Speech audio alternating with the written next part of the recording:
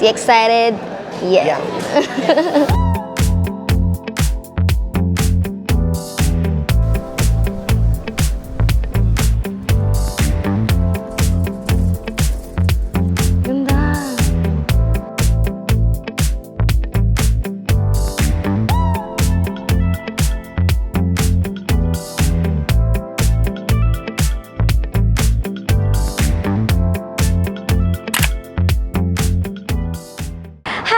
Finally, we made it to Busan, South Korea. So, kaka-arrive lang namin, guys. Actually, yung flight namin ay through Cebu Pacific Air with the flight number of 5J186. Sobrang mura lang namin nakuha yung flight namin, guys, kasi piso fare siya. And nagmamahalan talaga siya with baggage. But other than that, okay pa rin siya kasi parang nasa less than 15,000 lang siya with baggage. At hindi na ako nakapag-vlog kanina dun sa airport and airport process. Iti-tiktok ko na lang siya, guys. Follow nyo ako sa TikTok para magkaroon kayo ng idea kung ano nga ba yung mga kailangan nyo gawin once na nag-arrive na kayo dito sa Mae Incheon International Airport.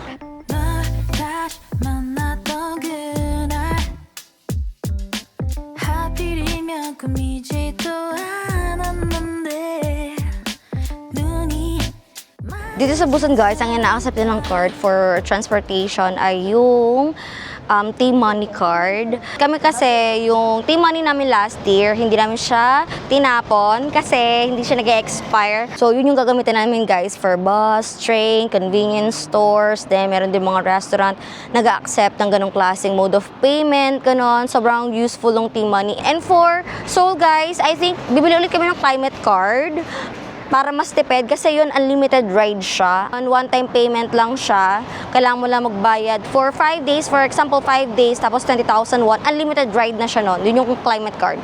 Pero tong T-Money kasi every time na papasok ka, kailangan mong mag-top ng mag-top. So, per way yung charge niya. Hindi siya unlimited. Ganon.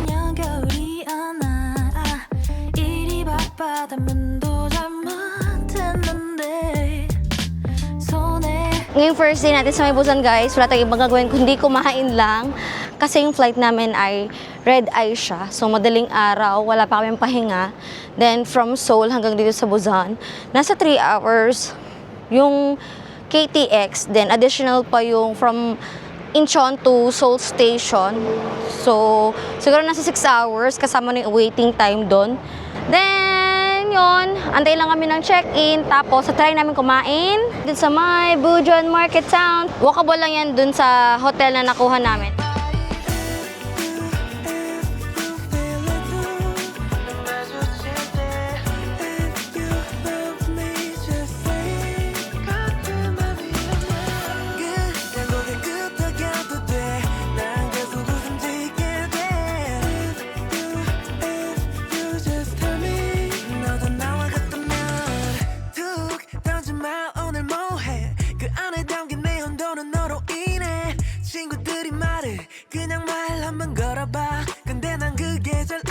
Hi guys, so before kami mag-check-in, kumain na muna kami. And we found a restaurant near our hotel na sobrang mura. I mean, unlimited lahat. Unlimited yung pork, may noodles, yung side dishes. Tapos guys, yung presyo nito, 17,000 Korean won per person. So parang kapresyo lang ng sa Pilipinas. Pero yung quality ng lasa, ng food, it's really, really good. Sobrang sarap. You should try this one if ever man na pupunta kayo dito sa Mae Seomyeon. Pangalan ng restaurant ay Damyang House. Damyang House Korean Restaurant. Chika ko lang, yung market na pinuntahan namin kanina, so far okay yung ano na dito yung palengke. Malinis. Though halo-halo yung mga dry sa wet, pero hindi siya dugyot tignan at saka hindi mabaho ganun. For me, ang pinaka-downside lang na nakikita ko doon, hindi kayo magkakaintindihan nung seller or nung nagbebenta kasi puro sila matatanda at puro sila may edad. Pero so far naman, wala naman nagsungit sa amin. Tapos guys, kung pamatay oras, pwede nyo siyang daanan. Pero kung meron na kayong buong dadaanan, ganyan, huwag nyo na siyang puntahan kasi wala naman kayong bibili talaga na souvenirs. Pero kung gusto nyo mag-try ng mga street foods, yun, may mga nagluluto doon. Pero kasi hindi kami nag-try. Gawa nga nung gusto namin talaga yung ganito. Like, yung mas maramihan para isa kang gastos. Ganun, at hindi kayo mabitin. So, ngayon it's already 4:30 in the afternoon. diretso na kami sa may hotel.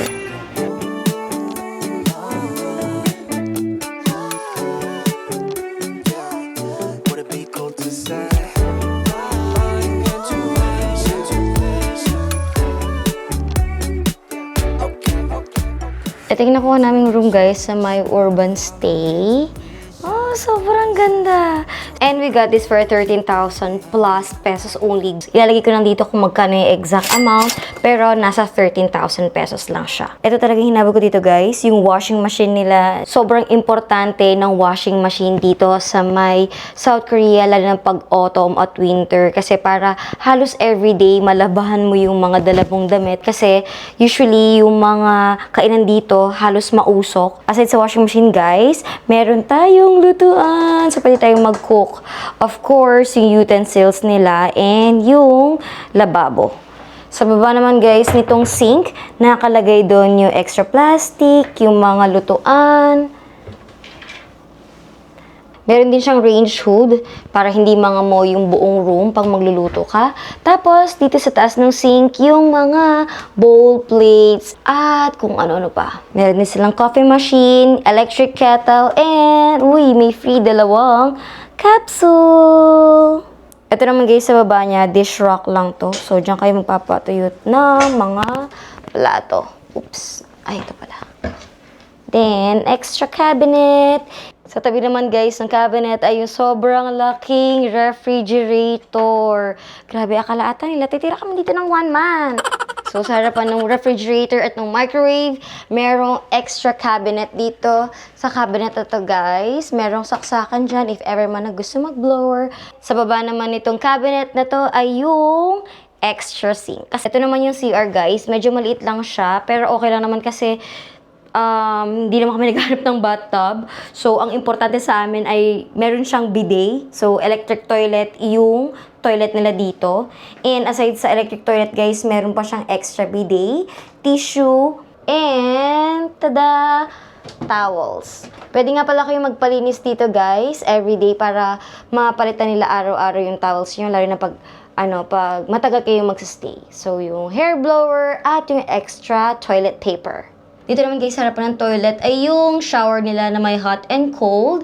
And of course, yung toiletries. Ito naman guys, yung bed. And yung bed guys, I think either double size to or queen size. Kasi feel ko maliit siya para sa queen size.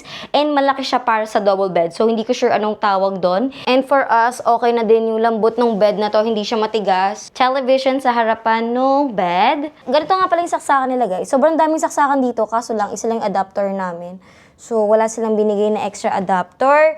Kung pupunta kayo ng South Korea, guys, make sure na meron kayong extra adapter. If ever man na hindi nila kaya magpahiram, at least ready kayo. Yung pinaka-favorite namin ng asawa ko sa part na to, meron siyang view dito. Tapos kitang-kita mo yung ganda nung nakapaligid dito sa hotel na to. O, diba? Sobrang taas nito, guys, kasi nasa 19th floor kami.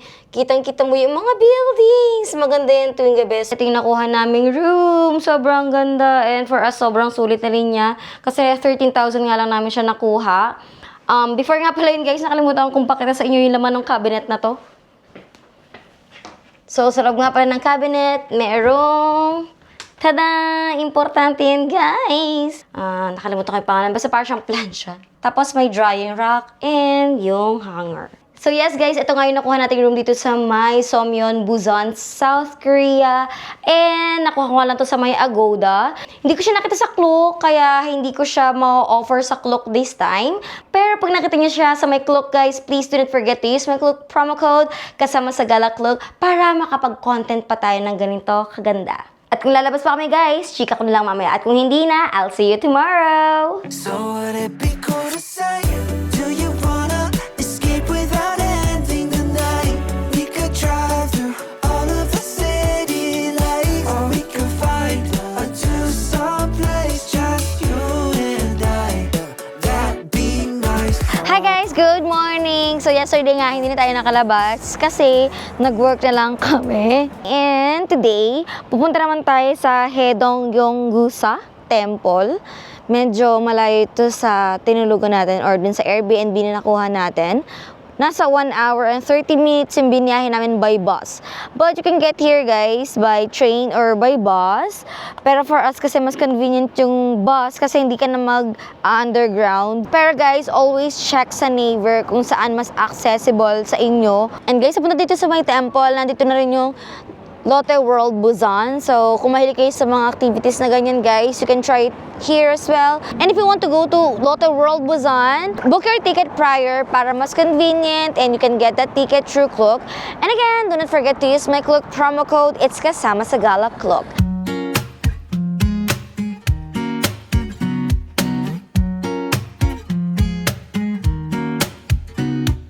Guys, before nga pala tayo pumunta dun sa may temple, kain lang tayo kasi hindi ba kami nag-aagahan. And yung pangalan ng restaurant, guys, ay B1 Dining Table Korean Traditional Restaurant. Mas mukhang social dito. Ang ganda ng ang ganda ng kainan. Sana hindi mahal.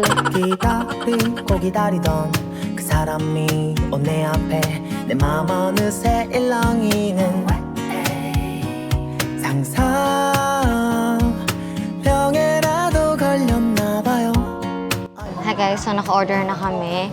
And always remember nga pala guys na pag nandito kayo sa Korea, kahit gaano pa kadaming food, laging dalawa yung kailangan yung orderin. One person, one meal. Ganun siya. Okay. Kulang. Guys, ito nga pala yung mga sinerve sa amin. And hindi pa nila mag-gets dito yung word ng unlimited. Refill yung alam nila. So, pagkakain kayo, ask for a refill. Ganon. Then, ito mga in-order namin, hindi namin alam yung mga lasa. Pero ito para siyang soy marinated. fresh. Yes. Wow. 소스 시상에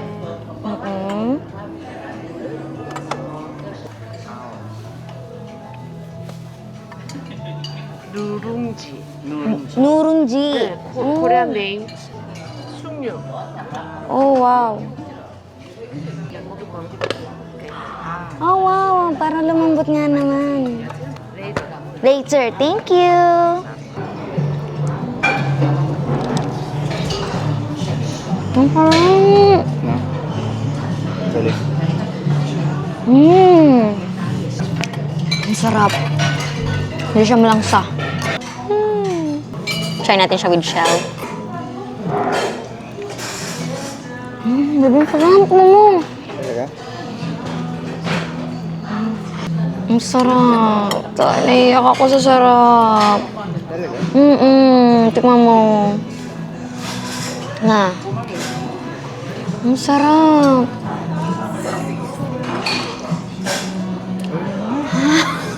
Ang sarap. Wala kayong lasang ganito eh. Wala siyang lasang ganito sa atin. Ang sarap. Ang sarap. To fresh to guys. As in, kita mo yung ugat ng ng hipon.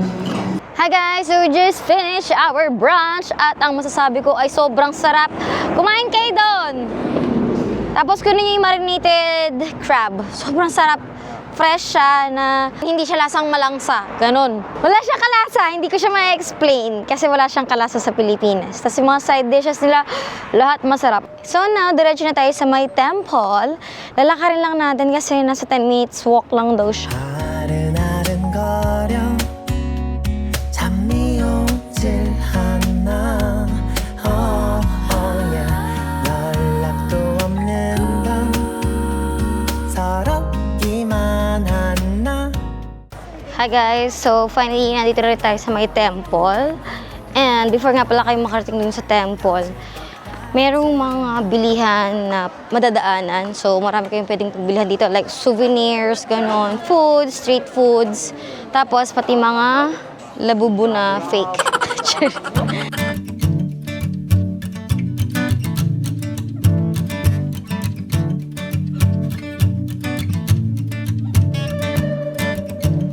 Ganda. May dagat.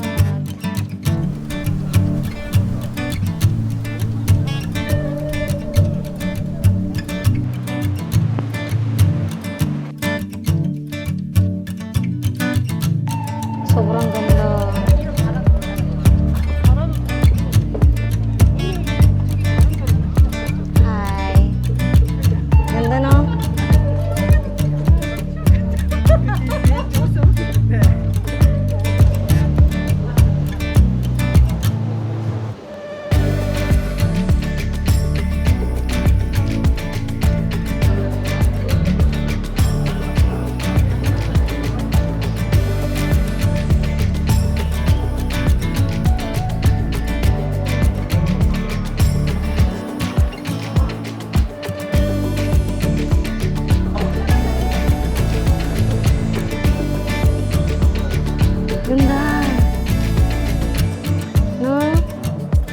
Hi guys! So, tapos na kami dito sa may temple. And guys, sobrang sulit nito.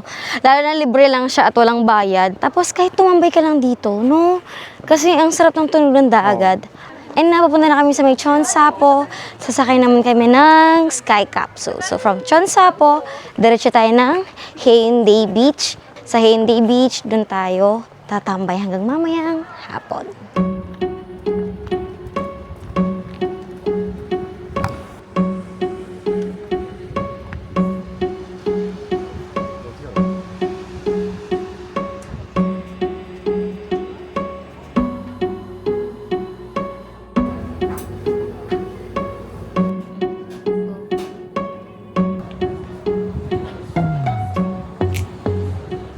Hi guys, nandito rin tayo sa may Chonsapo. Finally, but before kami pumunta rito, dumaan muna kami sa may coffee shop na malapit dito. Gawa nga ng sobrang antok na ng asawa ko. Itong ticket nga pala namin dito guys, binook namin siya direct sa website ng Sky Capsule. Kasi yung available date and time sa my clock, masyado na siyang early. If I were you, pre-book this ticket ahead of time so you can get your preferred time and date at least 3 weeks prior to your travel date. Yung best time daw na sumakay ng Sky Capsule ay from 5 o'clock p.m. to 5:30 p.m. kasi para daw dun sa sunset. So yun yung tinatry kong kuhanin, but unfortunately, hindi namin siya nakuha gawa nga nung sobrang late na namin nag-book. Actually, hindi siya late kasi parang 2 weeks prior pa. But yun nga, hindi na available yung 5 o'clock to 5:30 p.m. Tapos yung nakuha ko naman na pasok din sa time ay yung 3:30 p.m. to 4 o'clock p.m. And one more note, you just need to be here at least 30 minutes prior to your scheduled time. Punta lang kayo dito guys, then i-present nyo yung QR. So ito yung QR na na-receive ko. Dito, then bibigyan nila kayo ng number para naman doon sa physical ticket. Yes! You excited? Yeah. Kastig nga niyan eh. Umiikot siya. Guys, before nga pala kami sumakay, yung ticket price ay 40,000 Korean won. Good for 2 person na yon. Hindi ko sure kung ilan yung pwedeng isakay ng isang capsule. At lalagay ko lang dito sa baba kung hanggang ilang tao yung kayang i-accommodate ng isang capsule.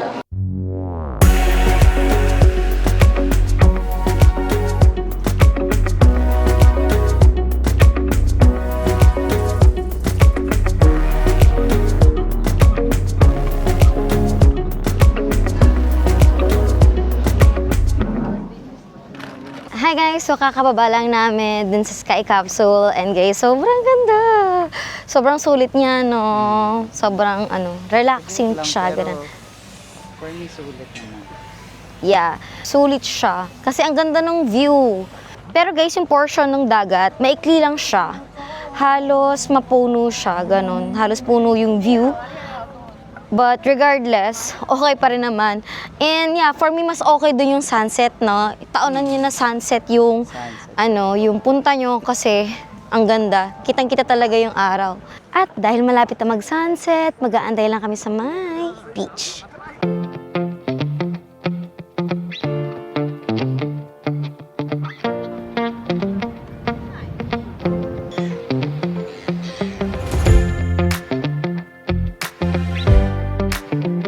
Hi guys! So far, sobrang nag-enjoy kami dito sa may Busan.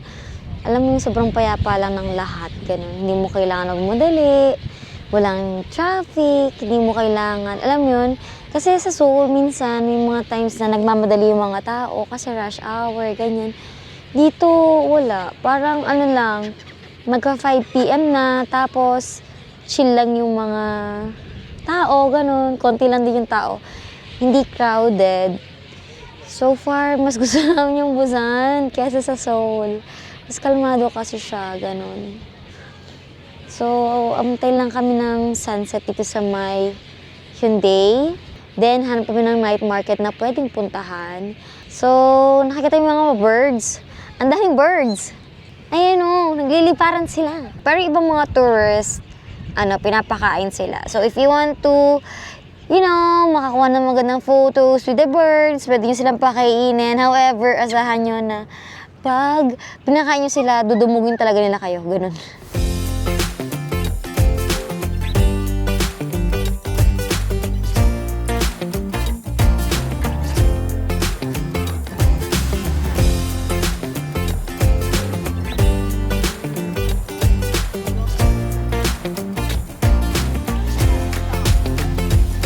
Hi guys!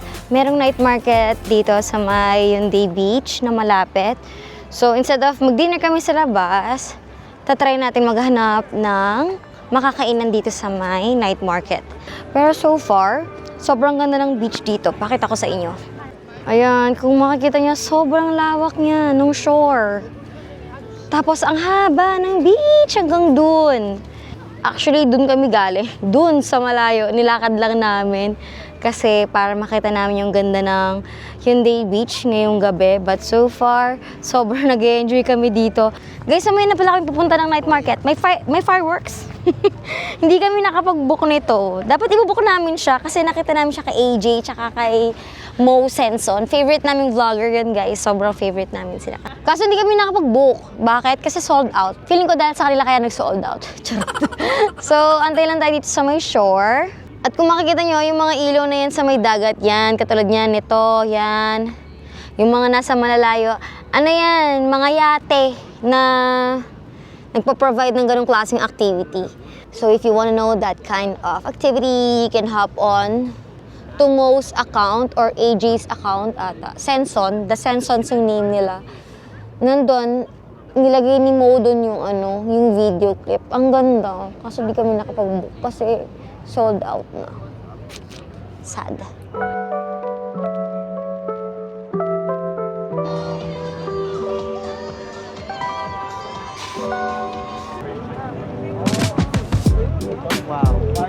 Guys, puro kainan nga siya at sobrang daming kainan.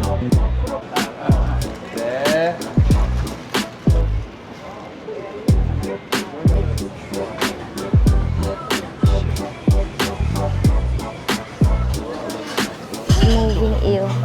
Daming pwede i-try dito.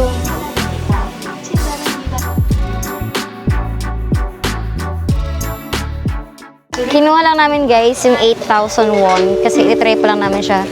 Go, try the puset. Is it good? Medyo manamis-namis siya. Ooh! Sobrang chewy. Dip lang natin siya sa mayo.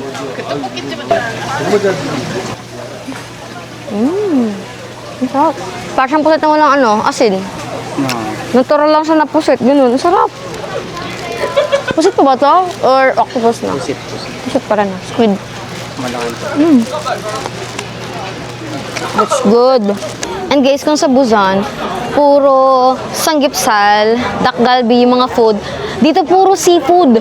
Lahat, seafood halos. Tapos walang gaanong sanggipsalan. Ganun. Wala pa kami nakikita sanggipsalan dito. May nakita ka ng sanggipsalan dito? Wala, no? Puro puro seafood. Meron tayong kinain kahapon, sanggipsal, pero isa lang siya. Yun lang yan, no? Sorry, sinabi namin na wala. Pero meron isa lang. So, as per Google Map, meron, pero tagulat sila. Ganun. Like, kailangan mo talaga silang dayuin. Ang problema kasi doon, hindi siya walkable. Kailangan mong mag-taxi or kailangan mong mag-bus. Ganun siya. Pero dito, yung seafood, so far yung seafood nila okay, no? Like, mura, no?